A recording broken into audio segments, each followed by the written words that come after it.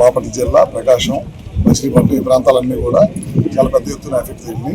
Power system అంతా down అయింది. అదేవిధంగా మీరు చూస్తూ ఉన్నారు, చెరువులు తరిపించినవి మొత్తం కూడా పొలాలన్నీ నీళ్లతో నిండిపోయిన ఉన్నాయి. గడిచిన 3 రోజుల నుంచి 4 రోజుల నుంచి ఇంకా గ్రామాలన్నీ కూడా నీళ్ళలోనే ఉండిపోయాయి. ఈ హైవే ఒకటి వేసిన తర్వాత పక్కన ఉన్న ట్రైన్ దెబ్బతింటం వల్ల చాలా పెద్ద ఎత్తున నష్టం జరిగింది చుట్టుపక్కల ప్రాంత రైతులకి.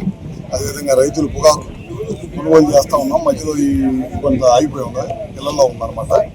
రైతులు చాలా మంది ఆ పొగాకు కూడా తడిసిపోయింది. వాటిని కూడా అధికారులు వచ్చారు, వాళ్ళని కూడా రాసుకోమని చెప్పాము. మొత్తం తొందరలోనే పొగాకు రైతులది దాదాపు చాలా పెద్ద ఎత్తున కొన్నాం. ఇంకా చాలా మంది రైతుల దగ్గర పొగాకు ఉంది. ఆ పొగాకు ఇంట్లో ఉండటం వల్ల వర్షాలకి తడవటం జరిగింది అన్నమాట. అవి కూడా కొనుగోలు స్టార్ట్ చేయమన్నారు.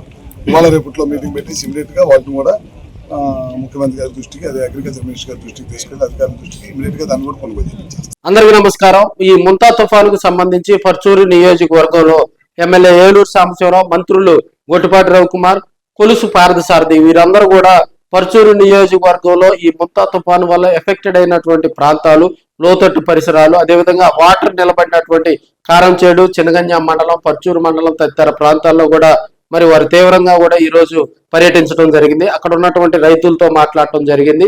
దెబ్బతిన్నటువంటి రోడ్లకు సంబంధించి ప్రణాళికలు సిద్ధం చేయాలని, అదేవిధంగా రాబోయే రోజుల్లో రైతాంగానికి పూర్తి స్థాయిలో అండగా ఉంటామని, తీవ్రమైనటువంటి ఈ ముంతా తుఫాన్ను ప్రభుత్వం మరి ఎదుర్కోవటం జరిగిందని గొట్టిపాటి రవికుమార్ తెలియజేయడం జరిగింది. పర్చూరు నియోజకవర్గంలో దెబ్బతిన్నటువంటి మరి ఆ రోడ్లలో అదేవిధంగా కొన్ని పంటలను కూడా పరిశీలించి వారికి పూర్తిగా కూడా గవర్నమెంట్ అండగా ఉంటుందని, రాబోయే రోజుల్లో ఇలాంటి తుఫాన్లు ఎన్ని వచ్చినా కూడా అడ్డుకునేందుకు ప్రత్యేకమైనటువంటి ప్రణాళికలు సిద్ధం చేస్తున్నట్లు మంత్రి గొట్టిపాటి తెలిపారు.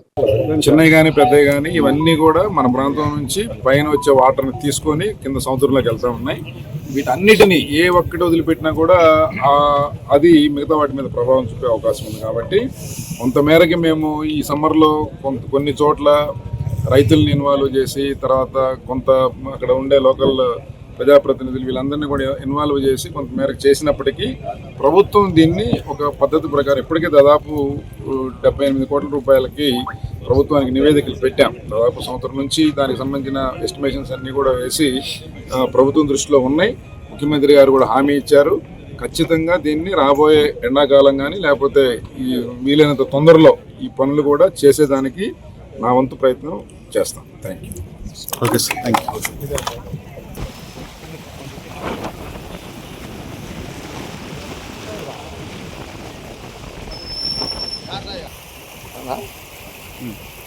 సార్